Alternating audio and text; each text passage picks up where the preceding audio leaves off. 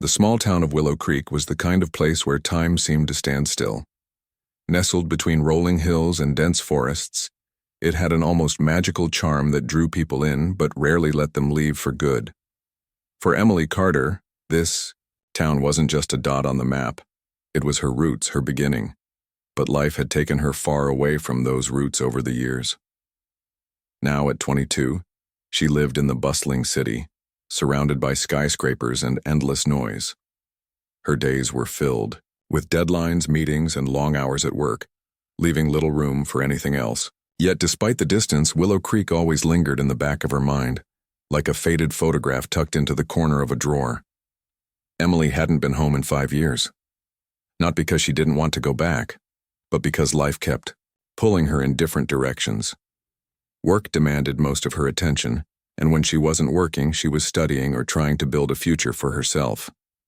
Somewhere along the way, though, things between her and her mother, Margaret, had grown strained. Their last conversation, a heated argument about Emily's career choices, ended with harsh words and unanswered phone calls. Months passed without either of them reaching out, and the silence became deafening. Deep down, Emily regretted not making amends sooner, but pride often gets in the way of doing what's right. It was late one evening when the call came. Emily had just finished dinner and was scrolling through social media on her couch when her phone buzzed. The name flashing across the screen made her heart skip a beat. Aunt Linda. She hadn't heard from her aunt in ages, so seeing her name now felt ominous. Hesitant, Emily answered the call, bracing herself for whatever news awaited her. "Emily."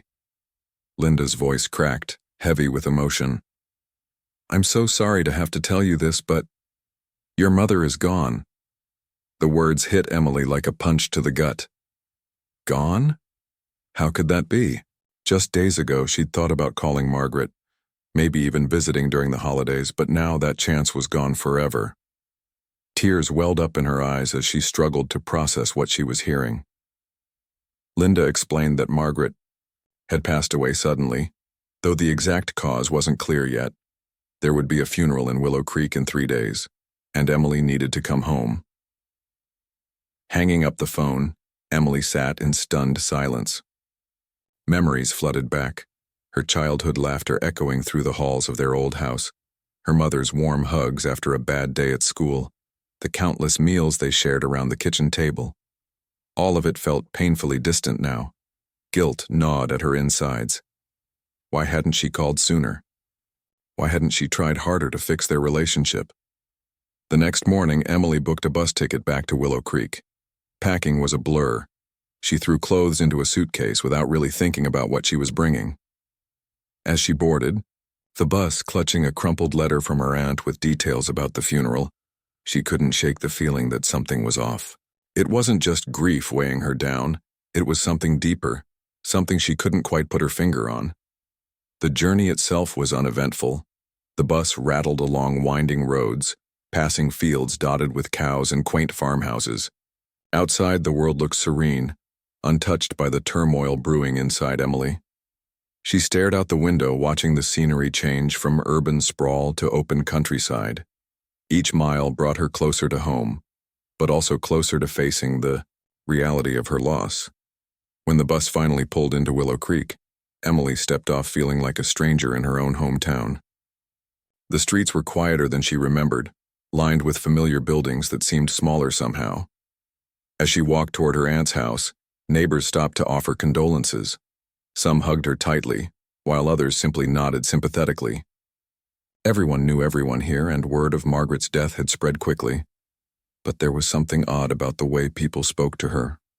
Beneath the surface of their sympathy, Emily sensed hesitation, almost as if they were holding something back. One elderly woman whispered, "Your mother. She wasn't herself lately." Another mentioned hearing strange noises coming from the house late at night. At first, Emily dismissed these comments as idle gossip, the kind of rumors that thrive in small towns. Still, the unease lingered, nagging at the edges of her mind. By the time she reached her aunt's house, exhaustion had set in. Linda greeted her with open arms, tears streaming down her face. They sat together in the living room, sipping tea and talking about Margaret. Through her tears, Linda revealed that Margaret had become increasingly withdrawn in recent months. She stopped attending church, avoided social gatherings, and spent hours alone in her room. No one could figure out why. As the sun set outside, casting long shadows across the room, Emily found herself staring at the letter her aunt had sent. It contained all the details about the funeral, the date, the location, the undertaker's name. Everything seemed normal enough, but something about the undertaker's signature caught her eye. It was shaky, almost hesitant, as if he hadn't wanted to sign it at all. Before heading to bed, Emily wandered into the backyard, gazing up at the stars. The air smelled faintly of pine and earth, a comforting reminder of her childhood. But comfort was hard to find tonight. Questions swirled in her mind. What had happened to her mother? Why did everyone seem so uneasy? And why did she have this growing sense that nothing about this situation was truly normal? As she lay in bed that night, sleep eluded her. Every creak of the floorboards, every rustle of leaves outside sounded louder than usual. For the first time in years, Emily felt truly alone. Tomorrow, she would face the coffin, say her final goodbye, and hopefully find some answers. But deep down, she couldn't shake the feeling that what awaited her might change everything she thought she knew about her mother and herself. The morning after Emily's arrival in Willow Creek dawned gray and overcast, mirroring the heaviness that hung in the air. The town seemed quieter than usual, as if everyone was holding their breath, waiting for something to happen. Emily woke, up early, her mind still tangled with unanswered questions from the night before. She dressed quickly, choosing a simple black dress for the wake later that day. As she stepped out of her aunt's house, the cool breeze brushed against her face, carrying with it the faint scent of damp earth and wildflowers. It was comforting, yet unsettling at the same time. Linda had already prepared breakfast, a modest spread of toast, scrambled eggs, and coffee. But Emily barely touched her food. Her appetite had vanished, replaced by a gnawing sense of unease. Linda tried to make conversation, sharing stories about Margaret and reminiscing about happier times. But even her cheerful tone couldn't mask the tension underneath. At one point she hesitated, looking at Emily with an expression that suggested she wanted to say more but thought better of it. "What is it, Aunt Linda?" Emily finally asked, unable to ignore the hesitation any longer. Linda sighed, setting down her cup of tea. "It's just, your mother wasn't herself lately. I don't know how else to explain it. She stopped coming to family dinners, avoided talking to people, and spent hours locked away in her room. I'd knock on her door sometimes asking if she was okay, but she'd always tell me she was fine. Only," she paused, searching for the right words, "only I don't think she was." Emily frowned, absorbing this information. It didn't sound like the Margaret she remembered, the strong, independent woman who could handle anything life threw her way. Something must have changed drastically for her to withdraw so completely. Was it grief? Loneliness? Or was there something else going on? After breakfast, Emily decided to visit the church where the wake would be held. It was a short walk from her aunt's house, along streets lined with old oak trees, whose branches swayed gently in the wind. The church itself stood at the edge of town, its white steeple reaching toward the sky like a beacon of hope. Inside, rows of pews stretched out beneath stained glass windows that cast colorful patterns on the wooden floor. The air smelled faintly of incense and polished wood, a familiar scent that brought back memories of Sunday services during her childhood. To Emily's surprise, several townsfolk were already gathered there preparing for the wake.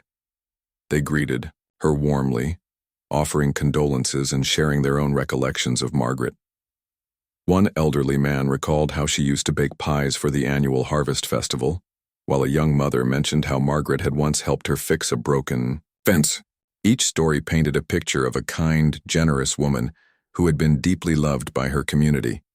Yet beneath the surface of their kindness, Emily noticed something strange: hesitation. When she asked about Margaret's final days, people exchanged uneasy glances or changed the subject abruptly. A few whispered among themselves, their voices dropping low enough that Emily couldn't catch what they were saying. Others simply shrugged, claiming they hadn't seen much of her recently. It was as if no one wanted to talk about it directly, which only deepened Emily's suspicion that something wasn't right. Her attention shifted to the front of the church where the casket rested atop a raised platform. It was closed, draped with a white cloth embroidered with delicate floral patterns. Flowers surrounded it, roses, lilies, and daisies arranged in bouquets that filled the room with their sweet fragrance. Emily approached slowly, her heart pounding in her chest. This was it. The moment she would finally see her mother again, say goodbye one last time. But when she reached the casket, she noticed something odd. The undertaker, a tall man with graying hair and a stooped posture, stood nearby, fidgeting with his gloves. His eyes darted around the room nervously, avoiding direct contact with anyone. When Emily approached him to ask a question, he flinched, slightly as though startled. "Excuse me," Emily said softly, trying not to startle him further. "I'm Margaret's daughter. Do you mind if I take a look inside?" The undertaker hesitated, his fingers twitching against the fabric of his gloves. For a moment he seemed frozen, unsure of how to respond. Then, with a forced smile, he nodded and moved toward the casket. "Of course," he muttered, though his voice lacked conviction. "Let me assist you." As he reached for the lid, Emily felt a chill run down her spine. There was something off about the way he moved, almost mechanical, as if he were following orders rather than acting out of genuine courtesy. The other mourners fell silent, watching intently as the undertaker lifted the lid. Emily leaned forward, bracing herself for the sight of her mother's peaceful face. But what she saw, or rather, didn't see, left her speechless. The casket was empty.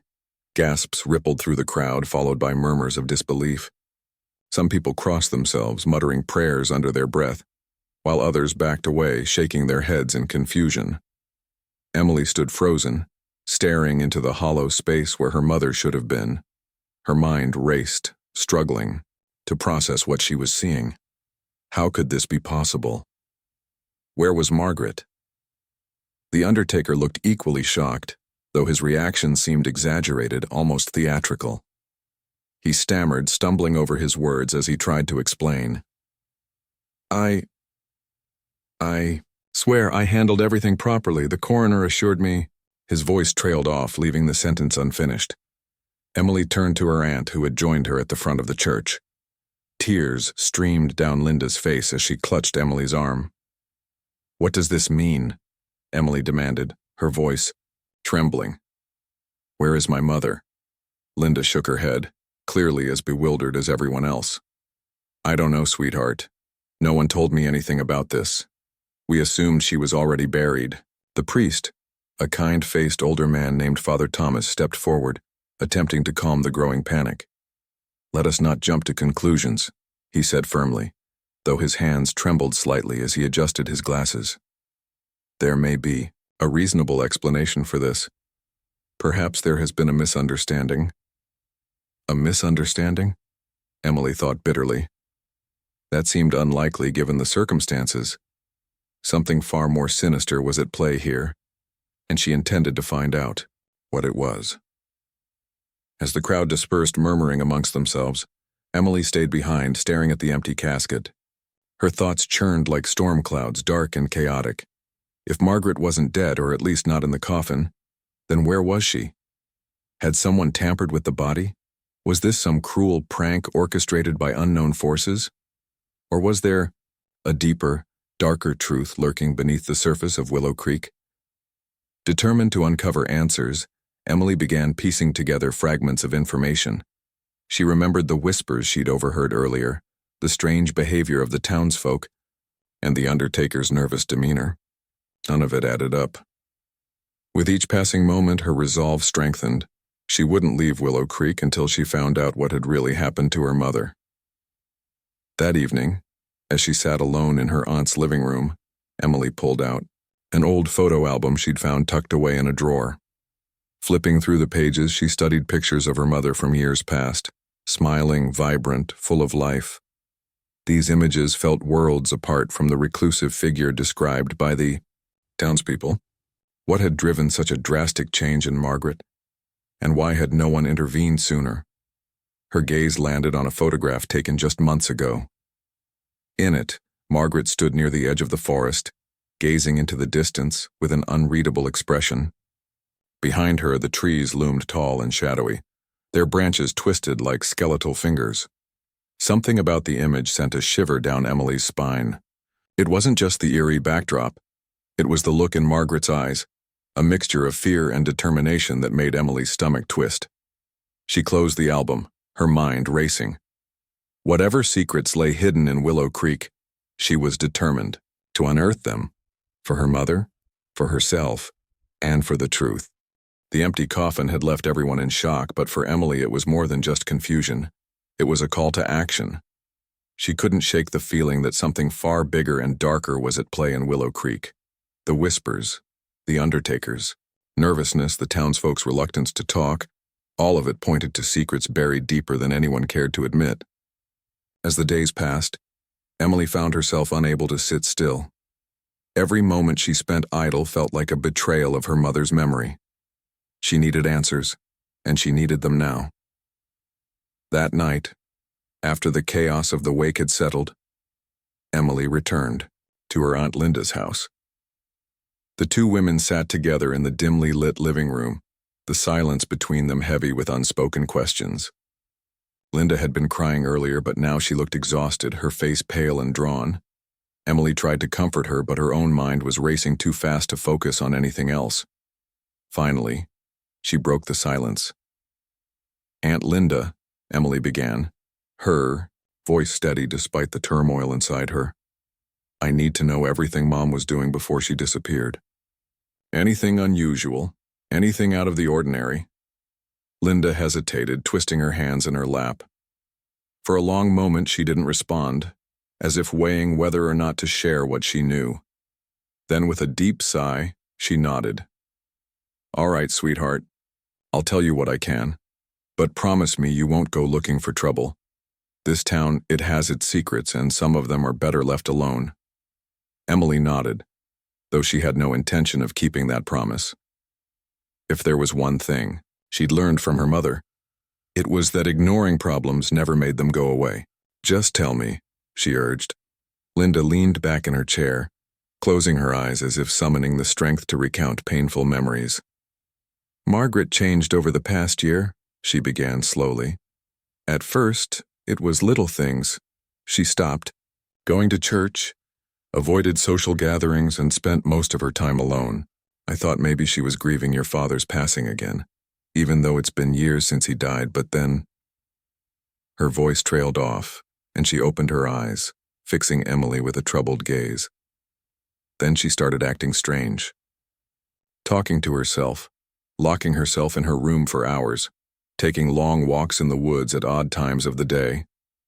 She became obsessed with photography, snapping pictures of the forest and the town. I asked her about it once, and she said she was documenting something important. But when I pressed her for details, she clammed up. Photography? That caught Emily's attention. Her mother had always enjoyed taking photos, but it had never been an obsession. Curious, Emily asked, "Do you still have those pictures?" Linda nodded and stood up, disappearing into another room. A few minutes later, she returned with a dusty shoebox labeled Margaret's photos. Inside were dozens of prints, some neatly organized in envelopes, others loose and scattered. Emily spread them out on the coffee table, examining each one carefully. Most were typical shots of the forest, trees, streams, wildlife, but a handful stood out. In one photo, taken near the edge of the woods, a shadowy figure could be seen standing among the trees, watching the camera. Another showed strange symbols carved into the bark of an ancient oak tree, and yet another captured what appeared to be a group of people gathered in a clearing, their faces obscured by hoods. "These don't look like ordinary photos," Emily murmured, her heart pounding. "It's almost like Mom was investigating something." That's exactly what I thought, Linda admitted. But when I confronted her about it, she got defensive, said she didn't want me involved because it was dangerous. After that, she barely spoke to me. Dangerous. The word sent a chill down Emily's spine. What could possibly be so dangerous in a quiet little town like Willow Creek? Determined to find out, she decided to start her search where her mother had spent so much of her time, the woods. The next morning, armed with a flashlight and a notebook, Emily set out toward the forest. The air was cool and crisp, carrying the earthy scent of fallen leaves and damp soil. Birds chirped overhead and sunlight filtered through the canopy of trees, casting dappled shadows on the ground.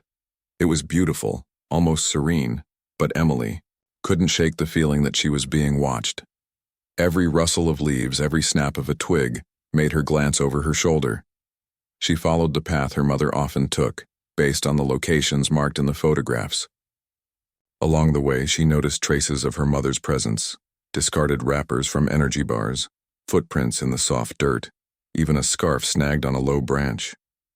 It was as if Margaret had left a trail for someone to follow.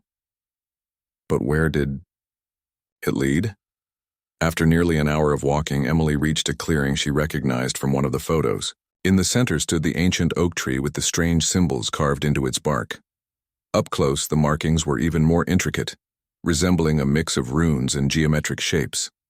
They looked old, weathered by time, but also freshly gouged, in places, as if someone had recently added to them. Emily ran her fingers over the grooves, feeling the rough texture beneath her skin. Whatever these symbols meant, they weren't random. Someone had put thought and effort into creating them. As she studied the tree, she heard a faint sound, a low murmur, like voices carried on the wind. Following the noise, she moved deeper into the woods, her footsteps crunching softly on the forest floor. The voices grew louder, more distinct, until she came upon another clearing. This one was larger, with a ring of stones arranged in a circle at its center. Charred wood and ash littered the ground, evidence of a recent fire. Scattered around the perimeter were candles, melted wax pooling at their bases, and bundles of herbs tied with twine. Emily's breath caught in her throat. This wasn't just a random gathering spot, it was a ritual site. Someone had been performing ceremonies here, and judging by the fresh scorch marks and candle wax, it had happened recently. Her mind raced with possibilities. Could this be what her mother had been investigating? Had she stumbled upon something she wasn't supposed to see? Before she could explore further, a sudden noise startled her, a branch snapping nearby. Whipping around, she scanned the trees, her heart hammering in her chest. At first she saw nothing, but then a figure emerged from the shadows. It was Jake, a childhood friend who had moved back to Willow Creek a few years ago. He worked as a private investigator now, specializing in missing persons cases. Emily hadn't seen him since high school, but his presence brought a wave of relief and suspicion. "Jake," she called out, lowering her flashlight. "What are you doing? Here?" He stepped closer, his expression grim. "I could ask you the same thing," he replied. "But given the circumstances, I'm guessing we're here for the same reason." "What do you mean?" Emily asked, narrowing her eyes. Jake sighed, running a hand through his hair. "Your mom visited me a couple of weeks ago. She said she thought she was being followed, that someone was watching her house. She showed me some of her photos and asked me to look into it. I told her I'd check it out, but before I could dig too deep, she vanished. Now," he gestured to the ritual site. "Now I think I know why." Emily's stomach churned. So, her mother hadn't been imagining things. Someone really had been watching her, and whatever they were involved in, it was enough to make them disappear. Together, Emily and Jake agreed to team up, combining their efforts to uncover the truth. They decided to start by searching Margaret's house, hoping to find clues that might shed light on what she had discovered. Back at the house, Emily led Jake upstairs to her mother's bedroom. The room was exactly how Margaret had left it. Neat, orderly, but with a sense of lingering absence. On the desk sat a stack of notebooks, their pages filled with hurried scribbles and sketches. Emily flipped through them, finding notes about the forest, the symbols on the oak tree and references to a secret society operating in Willow Creek. One entry stood out. "If you're reading this, I'm either gone or hiding. Trust no one." The word sent a shiver down Emily's spine. Whoever or whatever her mother had been dealing with, it was serious. Deadly, even. As she and Jake continued their search, they uncovered more evidence. Maps marked with X's, newspaper, clippings about mysterious disappearances in the area, and a key taped to the underside of a drawer. The key bore no label, but its shape suggested it belonged to a lockbox or safe.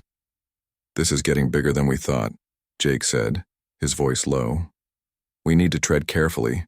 If there's a secret society involved, they won't take kindly to outsiders poking around." Emily nodded, her resolve hardening. She didn't care how dangerous this was. Her mother was out there somewhere, and she wasn't going to stop until she found her. Clutching the key tightly in her hand, she made a silent vow to uncover the truth, no matter the cost. The key clutched in Emily's hand felt heavy, as if it carried the weight of all her unanswered questions. It was small but solid, its tarnished surface marked with scratches that hinted at frequent use. Jake stood beside her, examining it closely under the dim light of Margaret's bedroom lamp. "This has to open something important," he said, his voice low and measured. "Your mom wouldn't have hidden it unless it mattered." Emily nodded, her mind racing. If the key unlocked a safe or a lockbox, then whatever was inside could hold the answers she desperately needed. But where would Margaret keep such a thing? The house had already been searched thoroughly, every drawer, every cabinet, every nook and cranny. Unless it wasn't kept in plain sight. Her eyes drifted upward, landing on the ceiling. The attic. They hadn't checked there yet. Margaret had always used the attic for storage, stacking boxes of old clothes, holiday decorations, and family heirlooms. It was the perfect place to hide something valuable or dangerous. "Let's try the attic," Emily suggested, her voice tinged with both hope and apprehension. Jake raised an eyebrow. "You think your mom hid it up there?" "It's worth a shot," Emily replied firmly. "If she wanted to keep it safe from prying eyes, the attic makes sense." Together they climbed the narrow staircase leading to the attic, their footsteps creaking against the wooden steps. The space was cramped and dusty, filled with the musty smell of forgotten things. Sunlight filtered through a single grimy window, casting long shadows across the cluttered room. Boxes were stacked haphazardly along the walls, some labeled, others not. In the corner sat an old rocking chair draped with a faded quilt, its presence oddly comforting amidst the chaos. Emily began sorting through the boxes, opening lids and sifting through their contents. Most held nothing of interest. Old photo, albums, childhood toys, stacks of yellowed newspapers. But as she reached for a particularly large box tucked beneath a pile of blankets, her fingers brushed against something cold and metallic. She pulled it out carefully, revealing a small metal lockbox. Its surface was scratched and dented, as though it had seen years of use. The lock gleamed faintly in the dim light, waiting to be opened. "This is it," Emily whispered, holding up the lockbox triumphantly. Her hands trembled slightly as she inserted the key into the lock. With a soft click, the lid popped open. Inside was a collection of items that sent chills down her spine. There were more photographs, some of them duplicates of the ones she'd already seen, others entirely new. These newer images showed the same forest clearing with the stone circle, but now they included figures wearing hooded robes, their faces obscured. In one particularly disturbing shot, a group of them appeared to be performing some kind of ritual, their hands raised toward the sky as flames licked at the edges of the frame. Alongside the photos was a journal, its pages filled with Margaret's familiar handwriting. And nestled in the corner of the box was a small folded map marked with red ink. Emily unfolded the map first, spreading it out on the floor between her and Jake. The markings indicated specific locations throughout Willow Creek, the forest, the church, even the undertaker's office. Each location was connected by dotted lines, forming what looked like a web. At the center of the map was a single word scrawled in bold letters, them. What does this mean? Jake asked, his brow furrowed as he studied the map. Who are them?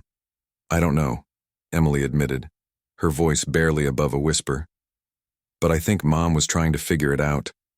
She turned her attention to the journal next, flipping through its pages with growing unease. Margaret's entries painted a chilling picture of paranoia and fear. Early on, the tone was cautious, almost curious, as if she were documenting strange occurrences without fully understanding their significance. Over time, however, the entries grew darker, more urgent. One passage stood out. I've seen them, again. Always at night, always watching. They move silently, like ghosts. I can feel their eyes on me even when I'm alone. I've tried to confront them, but they vanish before I can get close. Whoever they are, they're organized, dangerous. I need to gather more evidence, but I'm running out of time. Another entry read, They know I'm onto them.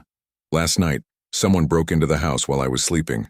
I woke up to find my camera smashed and several photos missing. I managed to save a few, but I fear they'll come back for me. I've started hiding everything where no one will look. If anything happens to me, trust no one, not even Aunt Linda. Emily's throat tightened as she read those words.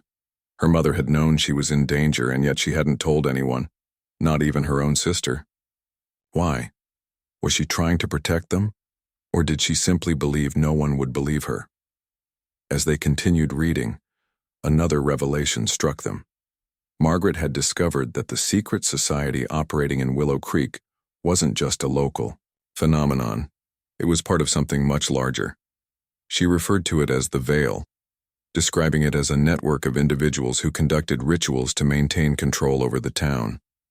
According to her notes, these rituals involved sacrifices, though she never specified what kind. Some entries hinted at disappearances in the area being linked to the Veil, though she couldn't prove it. She was investigating a cult, Jake muttered, shaking his head. No wonder she disappeared. But why didn't she go to the police? Emily wondered aloud. Why keep it all to herself? Maybe she thought they were involved, Jake suggested grimly. Or maybe she knew they wouldn't believe her. People like this, they operate in shadows. No proof, no case. Emily nodded slowly, though the idea filled her with dread. If the authorities were compromised, then who could they turn to? Who could they trust? Before they could delve deeper into the journal, a sudden noise startled them, a loud thud followed by the unmistakable sound of footsteps below. Someone was in the house. Emily's heart leapt into her throat. Did you lock the door? She whispered urgently. Jake shook his head. We were in such a hurry to get upstairs. The footsteps grew louder, moving steadily closer to the attic. Panic surged through Emily's veins, but she forced herself to stay calm.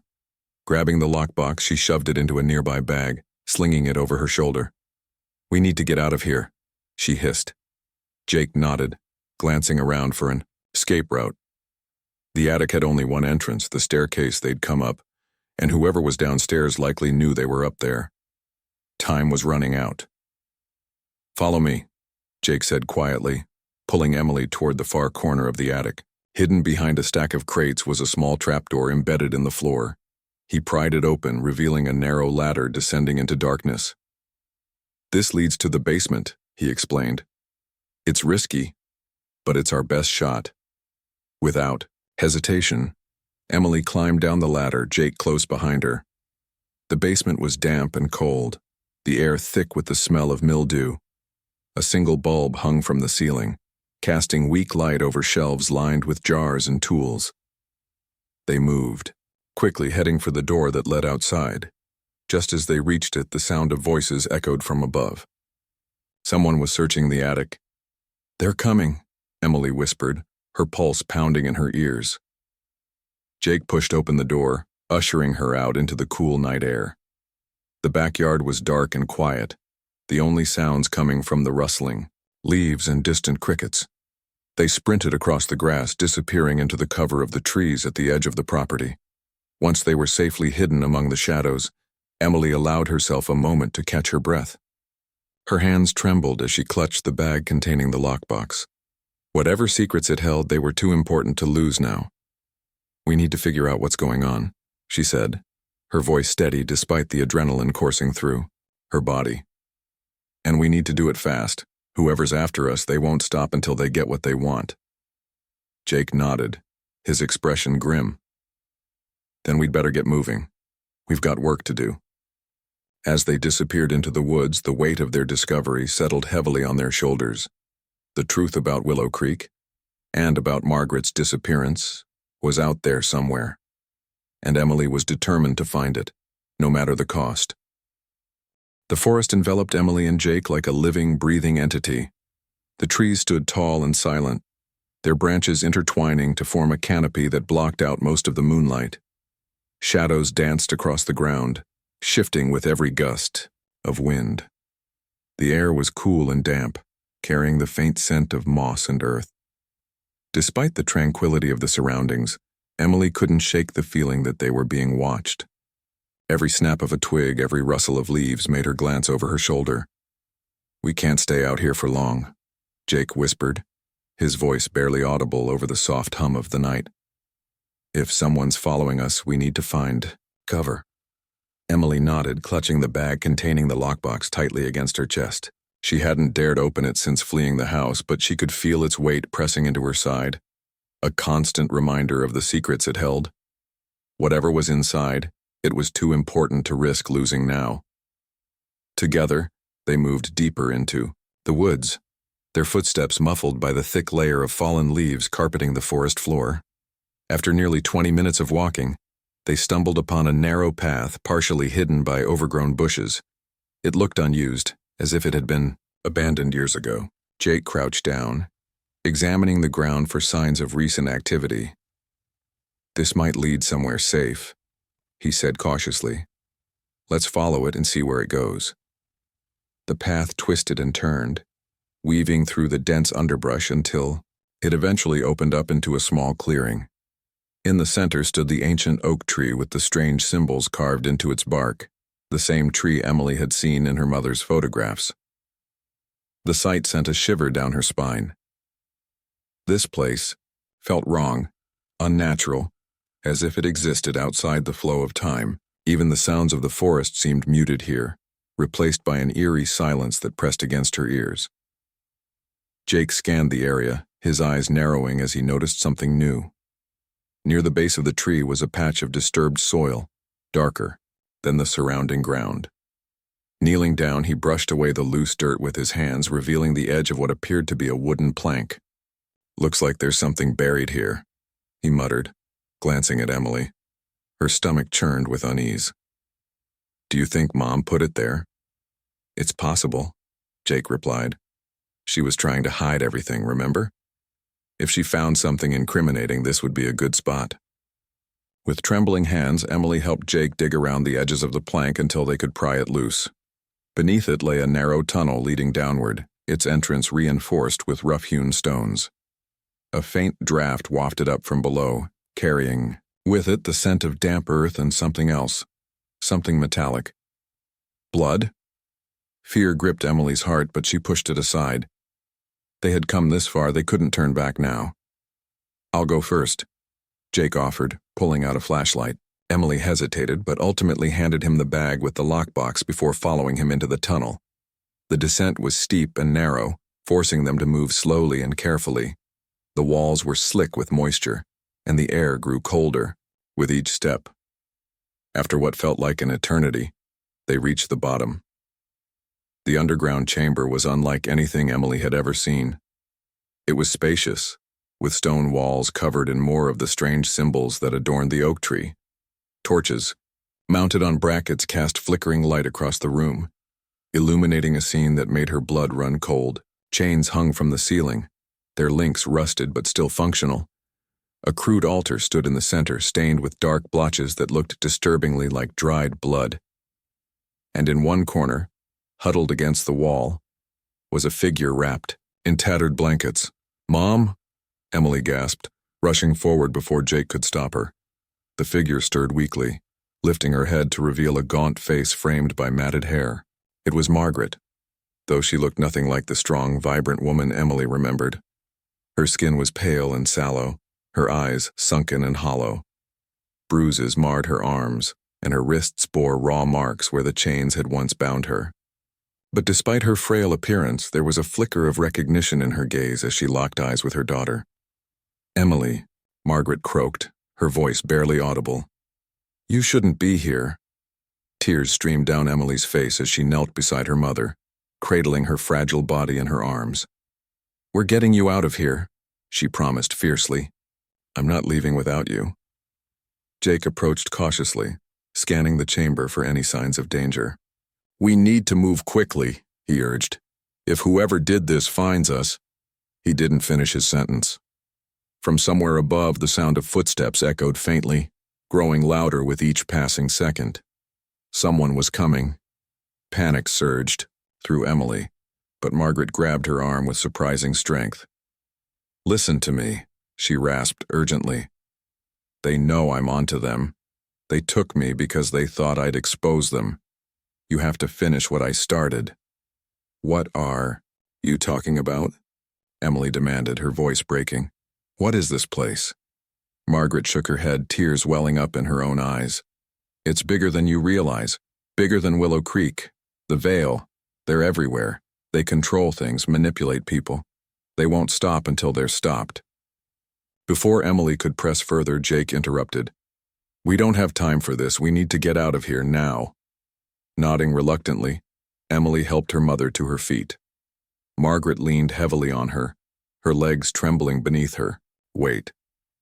Jake led the way back up the tunnel, keeping a watchful eye for any movement or sound. The footsteps above had grown closer, accompanied by low voices murmuring in hushed tones. Whoever it was, they were almost directly overhead. Reaching the surface, they emerged into the clearing just as a group of figures stepped into view. Dressed in hooded robes, their faces obscured, they formed a semicircle around the trio, blocking their escape. One of them stepped forward, lowering their hood to reveal a face Emily recognized immediately. It was the Undertaker. "You shouldn't have come here," he said, his voice cold and devoid of emotion. "Your mother made a mistake poking into matters that didn't concern her. Don't make the same one." Fear clawed at Emily's chest, but anger burned brighter. "You kidnapped my mother," she spat, clutching Margaret protectively. "You lied to everyone, pretended she was dead. What kind of monster are you?" The Undertaker smirked, gesturing to the others. "We're not monsters, we're guardians. Protectors of traditions older than this town itself. Your mother threatened to disrupt the balance. Now you've done the same." Jake stepped forward, positioning himself between the group and Emily. "If you want them, you'll have to go through me first." For a moment, tension crackled in the air like electricity. Then, without warning, the robed figures lunged. Chaos erupted as Jake fought, to fend them off using whatever tools he could grab, a fallen branch, a rock, anything within reach. Emily dragged her mother toward the edge of the clearing, searching for a way to escape. Behind her, she heard grunts and thuds as Jake struggled against overwhelming odds. "Run!" he shouted, his voice strained. "Get her out of here!" Emily hesitated, torn between staying to help and obeying his command. But Margaret pulled weakly at her arm, urging her forward. "Go," she whispered. "Please." With a final glance back at Jake, who was still fighting valiantly, Emily turned and fled into the woods, dragging her mother along with her. Branches whipped at their faces and roots tripped them more than once. But they didn't stop. Not until they reached the relative safety of Aunt Linda's house. Linda answered the door with wide eyes, taking in their disheveled appearance and Margaret's weakened state. "Oh my God," she breathed, ushering them inside. "What happened?" "There's no time to explain," Emily said, setting her mother down on the couch. "Call the police. Tell them everything. We need backup." As Linda hurried to the phone, Emily sank into a chair, her body trembling with exhaustion and adrenaline. For the first time since arriving in Willow Creek, she allowed herself a moment to breathe. But even then, her mind raced with questions. Who exactly were these people? What did they want? And how deep did their influence truly run? The sound of sirens pierced the quiet night, growing louder as police cars sped toward Aunt Linda's house. Emily sat on the edge of a chair, her hands clasped tightly together, trying to steady her breathing. Margaret lay on the couch, wrapped in a blanket, her face pale but resolute. Despite her weakened state, she insisted on telling the authorities everything she knew about the veil. Emily listened intently as her mother recounted the events leading up to her disappearance. The strange symbols, the rituals in the forest, the hooded figures watching her every move. It was surreal, almost like hearing a story from someone else's life rather than her own mother's. When the police arrived, they were met with a scene that seemed straight out of a crime drama.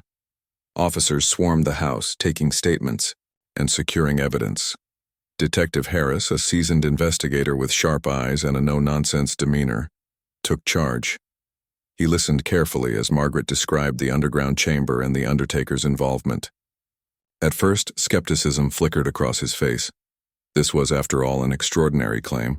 But when Jake showed up shortly afterward, bruised but alive, his account corroborated Margaret's story. Together, they convinced the detective that something far darker than a simple kidnapping was at play. "We need to search the forest," Jake urged, still wincing from the injuries he'd sustained during the fight. "There's a hidden entrance near the ancient oak tree. That's where they're hiding." Detective Harris nodded grimly. "We'll organize a team immediately, but I need you both to stay here," he added, looking directly at Emily and Margaret. "You've done enough. Let us handle this." Emily wanted to protest. Every fiber of her being screamed to join the search, but she knew he was right. She and her mother had already risked their lives. It was time to let the professionals take over. Still, as the officers prepared to leave, she couldn't help but feel a pang of unease. What if they didn't find anything? What if the veil managed to cover its tracks? Hours passed in tense silence. Linda hovered anxiously between the kitchen and living room, brewing endless pots of tea that no one touched. Emily paced back and forth, glancing at the clock every few minutes. Margaret dozed fitfully on the couch, her dreams plagued by fragmented memories of her captivity. Outside, the sky began to lighten as dawn approached, casting a pale glow through the windows. Finally, just as the first rays of sunlight broke over the horizon, a knock sounded at the door. Detective Harris stood on the porch, his expression unreadable. Behind him, several officers carried boxes filled with documents, photographs, and other items confiscated from the underground chamber. Emily's heart leapt with hope, but she forced herself to remain calm as she invited him inside. "We found it," Harris announced, his voice heavy with gravity. "The chamber you described, it exists. And we uncovered evidence linking multiple individuals to illegal activities, rituals, extortion, even disappearances dating back decades." Margaret sat up slowly, her eyes widening. "Did you arrest them?" Harris nodded. "Several members of the Veil are in custody, including the Undertaker. Others fled into the woods, but we've issued warrants for their arrest. This operation goes deeper than we initially thought. It spans beyond Willow Creek. We're working with federal agencies to dismantle it entirely." Relief washed over Emily, though it was tempered by lingering questions.